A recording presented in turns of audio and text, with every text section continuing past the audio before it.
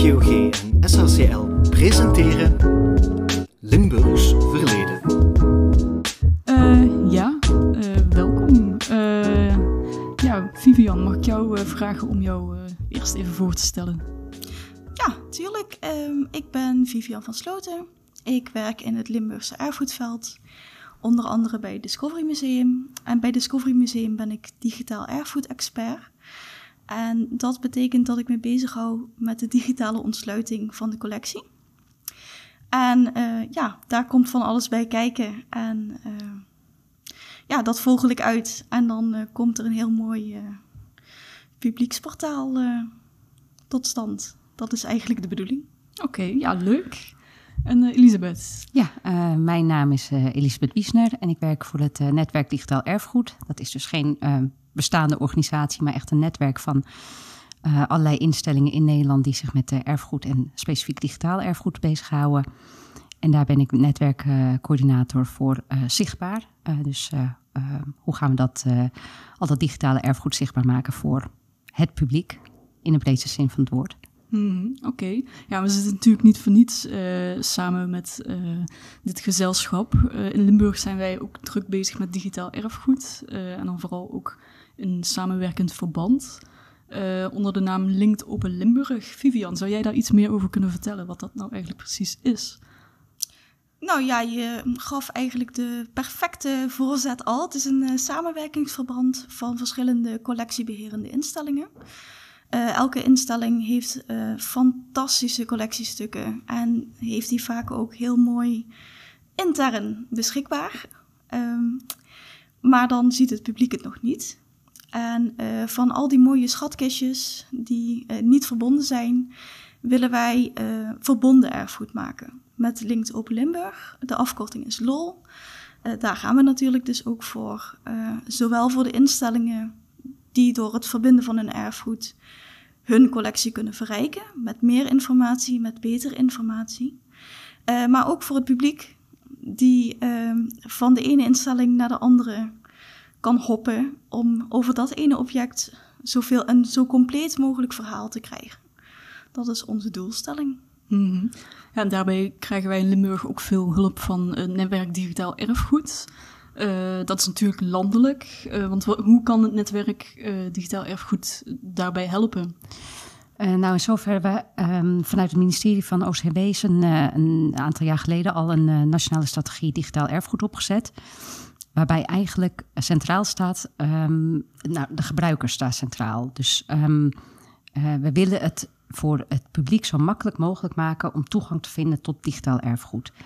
En we geloven daarin dat we uitgaan van verbonden erfgoed. Dus collecties zijn open, beschikbaar en inwisselbaar met anderen, of tenminste te combineren met anderen. En we gaan dan kijken hoe we dat ten eerste technisch kunnen doen. Daar is nu een aantal jaar druk aan gewerkt. Daar kan Vivian vast nog wel wat over vertellen, want we hebben een aantal tools ontwikkeld die ter beschikking staan voor iedereen die in het netwerk actief is. Met als uiteindelijke doel dus dat die gebruiker het makkelijk kan vinden. Ja. Mm-hmm. En wat voor tools zijn dat dan? Waar heb jij bijvoorbeeld gebruik van gemaakt? Ik wil beginnen met dat je vooral niet de DERA moet gaan napluizen. Want dat gaat echt veel te diep in voor de normale erfgoedprofessional. Mm-hmm. Maar gelukkig denkt NDE daaraan. En zijn er hele toegankelijke tools, zodat je toch op weg geholpen wordt. Een van de belangrijkste op dit moment voor mij is het termennetwerk. Daarin kun je zoeken in verschillende terminologiebronnen die veel gebruikt worden. In de museumwereld zijn dat bijvoorbeeld de Getty Thesauri, RKD Artist enzovoort. En via termennetwerk kun je heel eenvoudig de URI krijgen die je wil. Want zo kun je linken aan de term in die terminologiebron.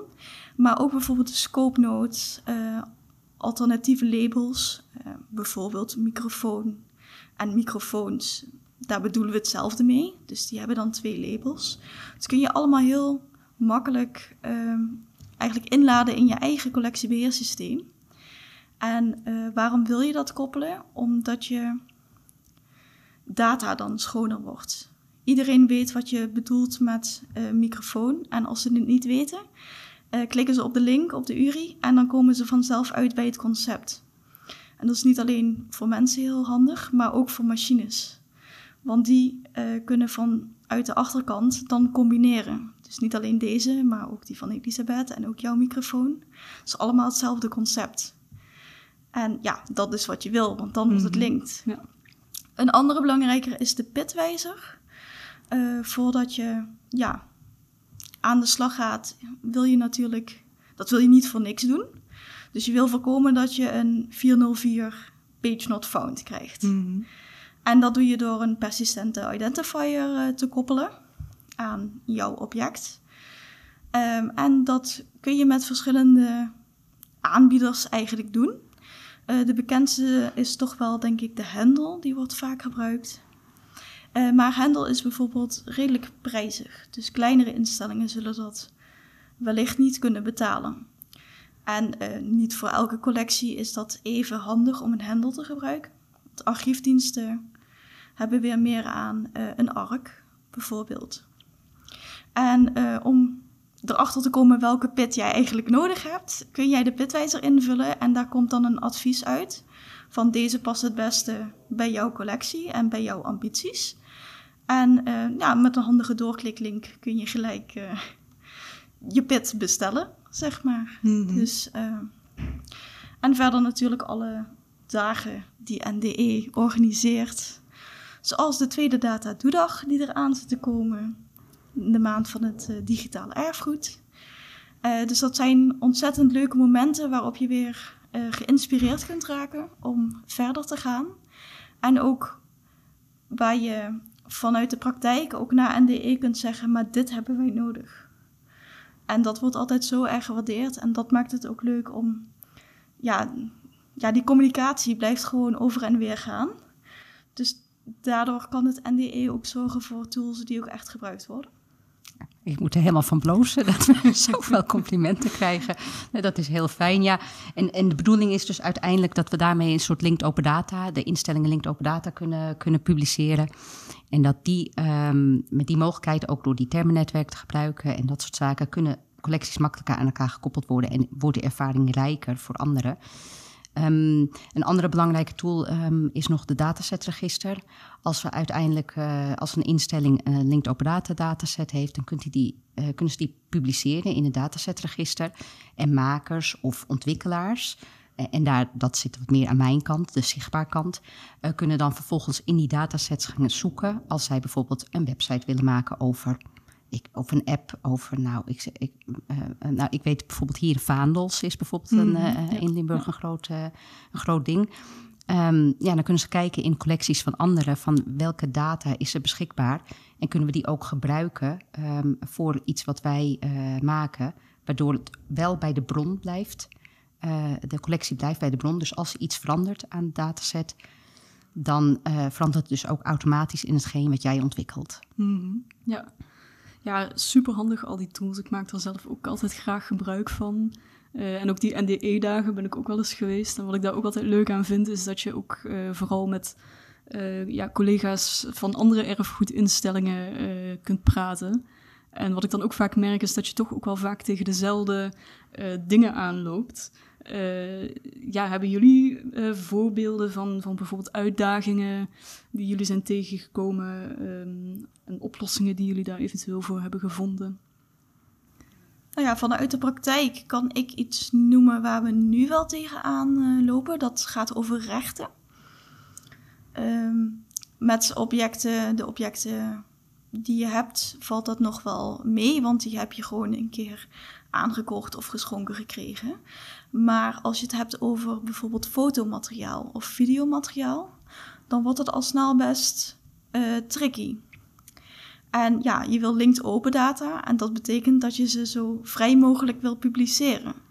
Maar je wil natuurlijk ook niet je museum openlaten voor eventuele claims. Mm-hmm. Dus dat zijn vaak hele moeilijke gesprekken en gedachteoefeningen van hoe ver, welk risico loop je? En ook hoeveel tijd en manuren ga je investeren om bepaalde rechten uit te vogelen. Want vaak zeker als de foto's wat ouder zijn, dan is de fotograaf waarschijnlijk al overleden. Hebben die erfgenamen? Wat is er bekend? En daarin valt de praktijk iets wat tegen, zeg maar. Het lijkt zo makkelijk. Je hebt het toch? Ja. En dan heb je de rechten en dan beslis jij wat je daarmee wil. Maar dat is dan toch niet helemaal zo. En dan wordt het meteen veel groter. En ja, zeker in museumland, praat ik dan even voor, is vaak tijd en geld toch wel heel erg schaars. Dus dat is nog wel een dingetje waar we uitdagingen zien. En ja, waar we aan willen werken. Want fotocollecties zijn echt heel prachtig en die wil je gewoon laten zien. Ja. Mag ik daarop aanvullen? Zeker. Ja, nee, auteursrechten is inderdaad zeker iets wat bij heel veel instellingen voorkomt. Zo niet allemaal.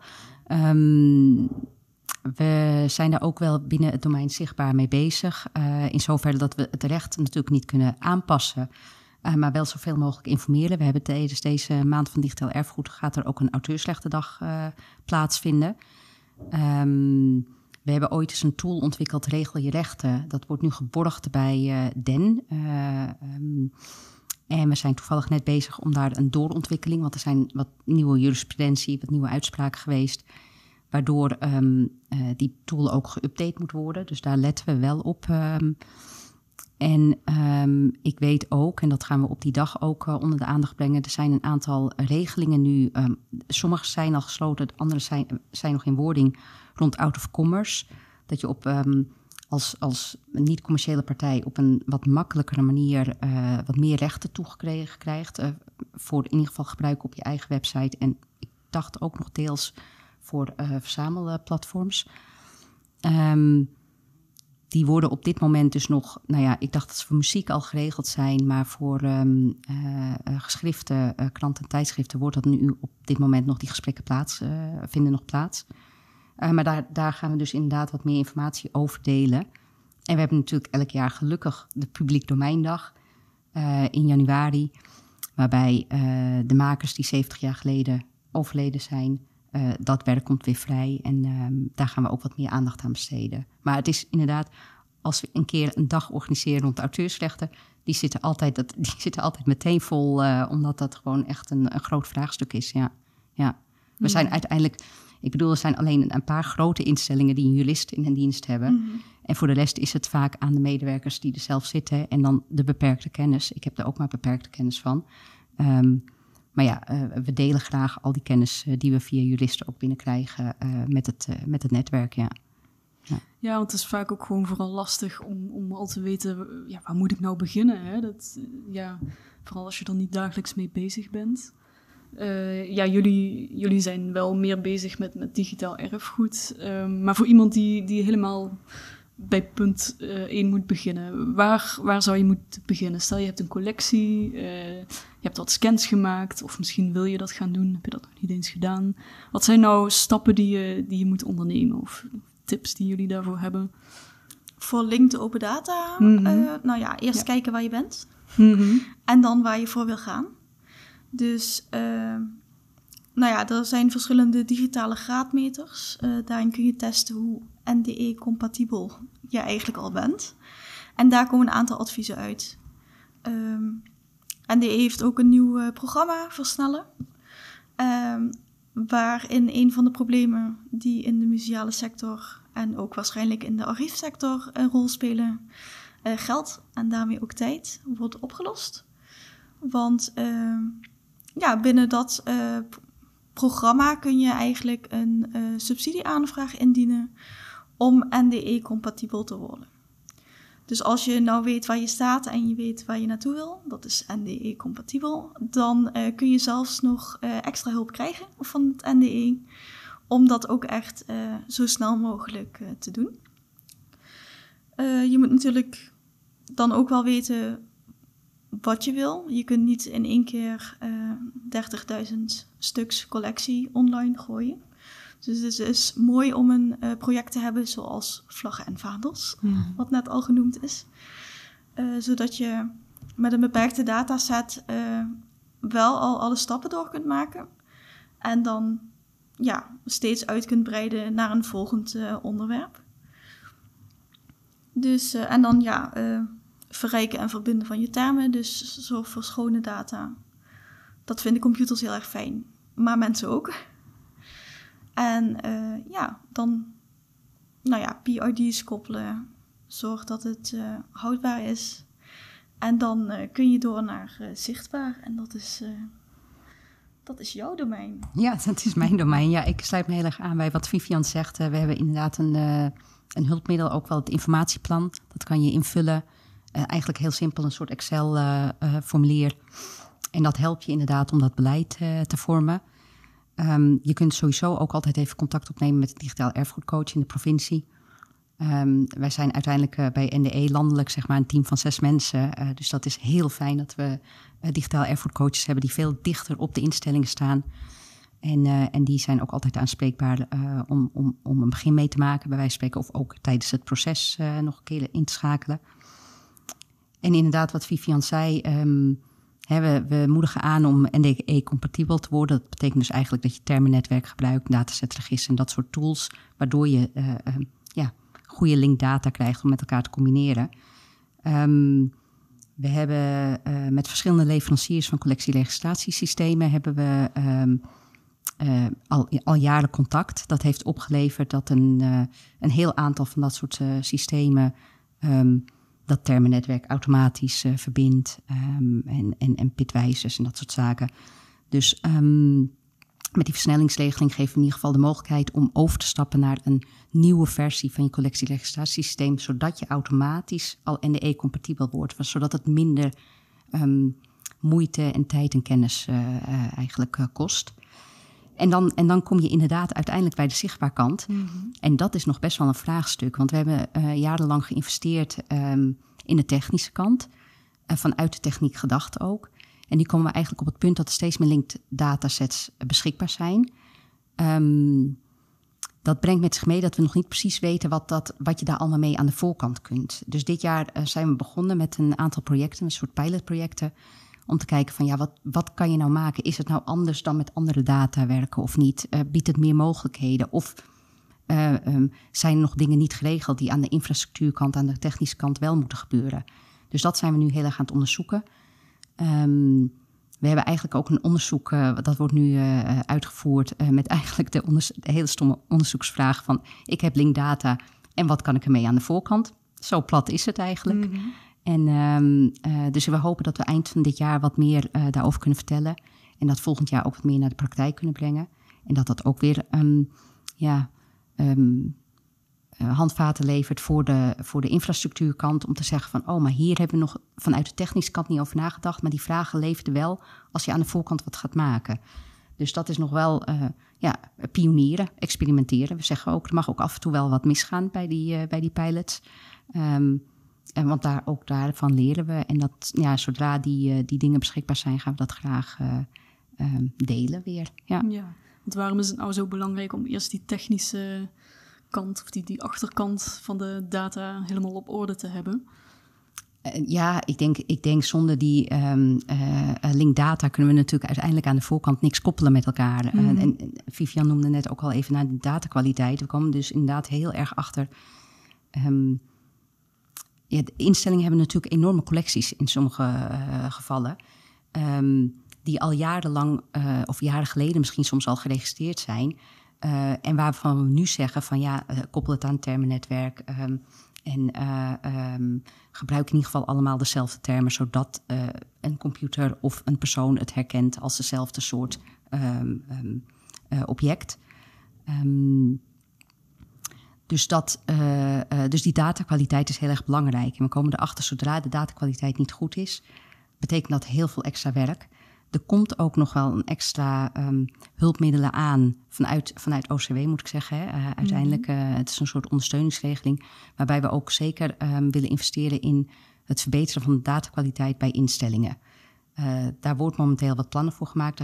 Daar komen we binnenkort met meer informatie over. Maar het wordt dus een mogelijkheid, wordt zo meteen geboden naast die versnellingsregeling rond die registratiesystemen bijvoorbeeld ook een regeling waarbij je je datakwaliteit dus kunt verhogen op een versnelde manier. Mm-hmm. Oké, dus er zijn eigenlijk constant ontwikkelingen. Krijgen jullie veel feedback vanuit het veld? Over wat er allemaal gaande is. En waar vraag naar is, merken jullie dat bepaalde dingen veel terugkomen? Zoals je net al zei, bijvoorbeeld auteursrechten. Zijn er nog meer voorbeelden? Nou, vooral datakwaliteit, denk ik. Dat is wel echt iets wat nodig is. Ook wel, inderdaad, ik sta aan het begin en welke kant moet ik op? Ja. Het is ook wel heel fijn. Kijk, vanuit NDE proberen we het ook niet landelijk te regisseren. We hebben ook... er zijn ook wat instellingen in het land die voorlopers zijn. Die ook weer zelf dingen ontwikkelen. Waarbij die zaken ook weer met anderen worden gedeeld. We krijgen zeker feedback. Ons werk bestaat uit veel praten. En veel mensen weer aan elkaar verbinden. Als je hoort daar van, ik zit hiermee. Misschien kan ik je dan in contact brengen met een ander die daar ook mee zit. En inderdaad die dagen zelf ook, die we organiseren. We proberen zoveel mogelijk bijeenkomsten ook. Hè. Netwerken is dus ook netwerken. Dus veel mensen met elkaar in contact brengen. En gewoon ervaringen uitwisselen. Dat is wel echt een belangrijk deel van het werk, ja. Ja, Vivian, jij bent ook al vaker naar dat soort dagen gegaan. Ik ben netwerkgek. Netwerkgek. Ja. Nee, ik vind het altijd heel belangrijk om inderdaad je ervaringen te delen. Omdat, ook als je ergens mee zit, zeg maar, dan denkt iedereen altijd dat hij de enige is. En dat is eigenlijk bijna nooit zo. En samen kun je altijd meer dan alleen. En dat blijkt elke keer maar weer als je naar zo'n dag gaat. Dus dat is heel leuk om te ervaren. En ook, wat ook heel erg leuk is dat de ene museummedewerker is de andere niet. Ik kom heel erg vanuit de inhoudcollectie. Dus ik weet veel over de echte objecten die daar in dat depot staan. En waarom dat ene bordje nou net zo bijzonder is. En dat voor altijd behouden moet worden.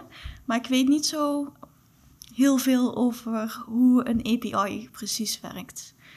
En daar heb ik dus een collega voor nodig. En die heb ik gelukkig ook. Maar door naar dat soort dagen te gaan, dan kom je ook weer meer tot elkaar. Want ik leer wat een API doet. En mijn technische collega die weet aan het eind van de dag waarom dat bordje zo speciaal is. En dat is eigenlijk wat je wil. En samen zorg je ervoor dat dat bordje gelinkt wordt aan de fabriek waar het vandaan komt. De persoon die ervan gegeten heeft en op welke boot het vervoerd is naar de plaats van bestemming. En dat is wat je wil. Mm-hmm. Ja, heel leuk. Ja, dat is natuurlijk wat we in Limburg dus eigenlijk ook willen doen met Link to Open Limburg. Dus dat komt weer allemaal mooi terug.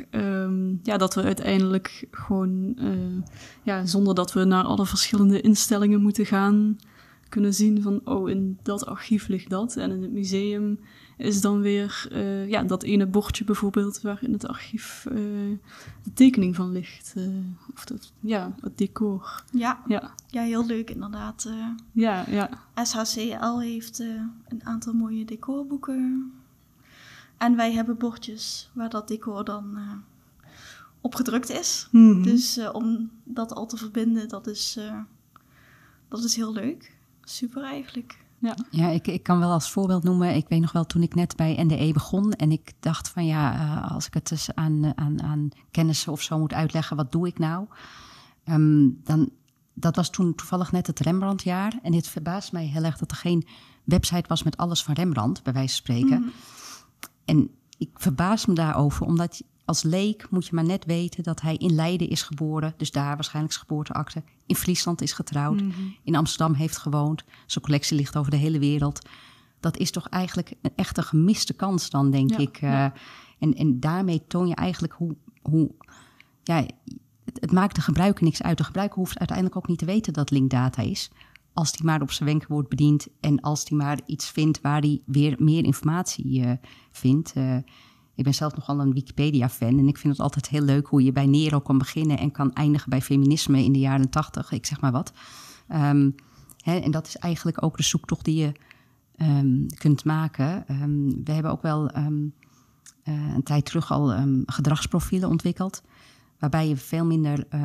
we zeggen nog wel van, je moet nog steeds een doelgroep voor ogen hebben als je die je wilt benaderen.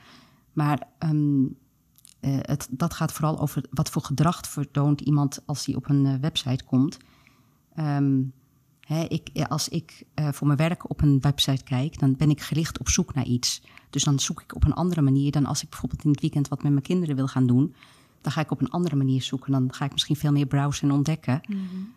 Dus ja, dat soort connotaties moet je wel meenemen. Dat een digitale bezoeker is eigenlijk een andere bezoeker dan de bezoeker die fysiek in je instelling over de vloer komt. Ja, zou je zeggen dat de beleving die bezoeker dan heeft ook anders is dan dat ze bijvoorbeeld echt naar een plek zouden toegaan en een fysiek stuk in hun handen zouden hebben, in plaats van dat ze op een website kijken? Ik denk dat dat altijd wel wat van elkaar verschilt, maar dat komt meer... Ik ben heel erg gevoelig voor, zeg maar, de plek waar je staat en dan te bedenken dat daar zoveel jaar geleden ook iemand stond. Nou ja, dat is toch een beetje een stukje historische sensatie, zeg maar. Maar ik ben wel... dan ga ik heel erg vanuit mijn persoonlijke ervaring uit. Als ik iets bezoek, dan... ik heb 2 kinderen, dus dan ben ik vaak ook met de kinderen. En dan heb je niet tijd om alles te lezen. Je moet het leuk houden voor iedereen. En dan, dus ik maak vaak foto's of ik sla op van iets waarvan ik denk van... oh, dat vind ik interessant. Dan ga ik thuis nog eens een keer verder kijken. En dat doe ik dus wel heel vaak. Dus je beleving is wel anders. Alhoewel er tegenwoordig zoveel meer ontwikkelingen zijn... waardoor die beleving steeds reëler wordt, zeg maar, in het digitale domein. Met de VR en 3D en alles. Het houdt niet op, zeg maar. Dus ik denk wel dat dat dichter bij elkaar groeit. Maar ik denk wel dat daar nog steeds altijd wel een verschil in zit. Vaak is het ook wel zo dat je digitaal iets... dat doe je vaak meer alleen. En een fysiek bezoek doe je vaak meer in gezelschap. Over het algemeen dan. Ja. Ja, wat we bijvoorbeeld ook zien is... wat je zegt, digitaal doe je vaak alleen... Maar misschien ook juist, wat wij dan bijvoorbeeld zien als wij heel veel data hebben, is dat we ook juist mensen kunnen vragen van, goh, wat weten jullie? En om dan op die manier informatie te verzamelen, zo kunnen we toch ook weer op een andere manier mensen samenbrengen. Dus dat is weer een hele andere kant. En dan is het misschien uiteindelijk bij het stukje zichtbaar dat het een hele individuele beleving is, maar wat er aan vooraf is gegaan, dat is dan ook weer iets wat mensen samen hebben gedaan. Ja, zeker. Ja, zeker met crowdsourcing heb je inderdaad... de kennis ligt voor een heel deel ook buiten de instellingen om. Die kennis is mooi om te vergaren, is een verrijking voor je eigen collectie. En uiteindelijk voelen mensen zich ook verbonden met die collectie. Ja. Dus dat is inderdaad... En daar ontstaan ook weer hele communities onder. Ja, dat is wel heel tof om te zien, ja. Ja, dat is denk ik ook wel het leuke van linkdata, dat waarschijnlijk ook makkelijker gaat om juist dat soort dingen te doen.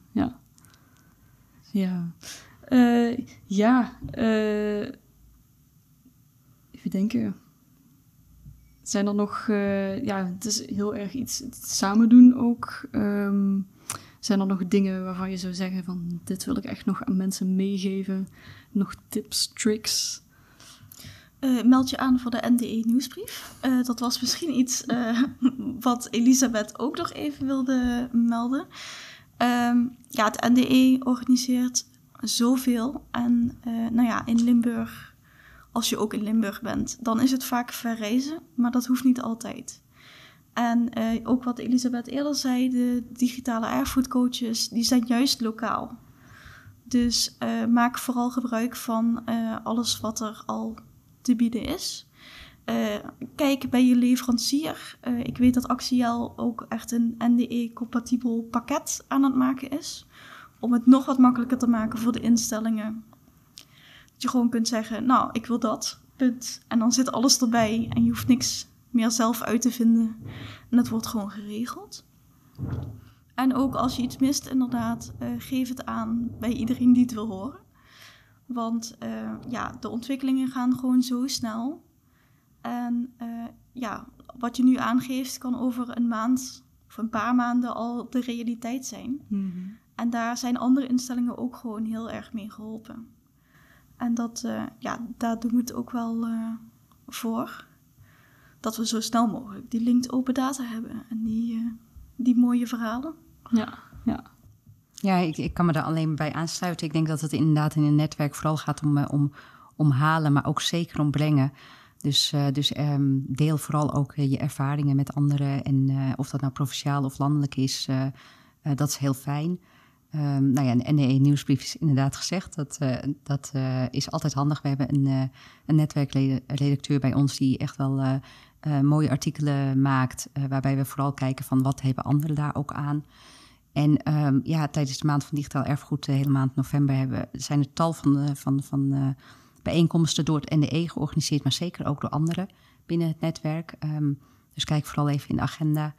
En dan hopen we je daar te zien. En we zijn ook altijd wel via de mail of op een andere manier aanspreekbaar. Ja, hartstikke leuk. Ik ben benieuwd. Ik ga ook naar het programma kijken. Ja, nou dan wil ik jullie hartstikke bedanken voor dit gesprek. Graag gedaan. Ja, vond het een leuk gesprek. Dus helemaal goed eigenlijk. Hopelijk zijn anderen ook enthousiast geworden. Zodat er nog meer mensen zich aan kunnen sluiten op het netwerk. Ja, mooi. Dankjewel.